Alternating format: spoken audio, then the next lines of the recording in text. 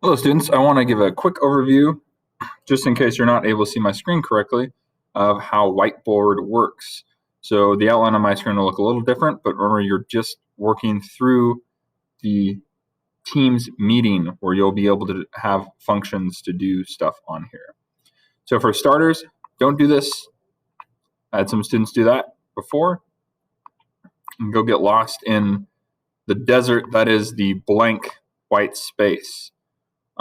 So before we start, don't move around a whole lot, but how you do actually move is you'll click down and then you'll move. So if you have a laptop, you have the trackpad, that little square, you left click, and then you can move around.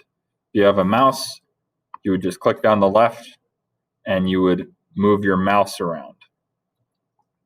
Now you can see these squares here, these are sticky notes. If I'm to click on one, I'll see it outlined like this, and what this means is it's in move mode.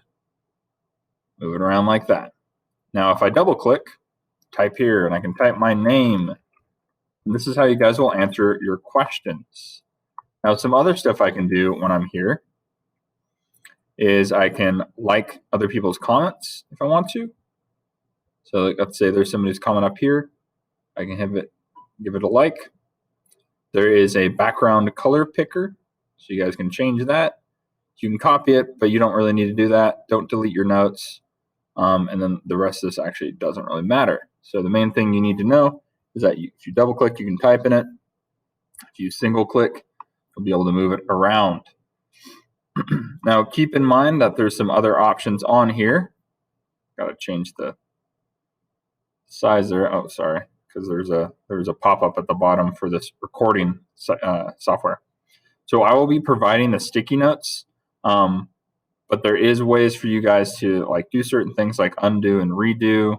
I have more options than you guys will, but if you don't see a sticky note available, like all of these are filled up with names, if you see a blank one, use that. There is a button down here, which this will look a little bit different for you guys, but there'll be an add note button, and that's how you get to this. So those are some of the basics. Now, for the actual assignment, you guys would use the text that's provided here and then the discussion question there. You would follow the directions on that. And that's some of the basics for this.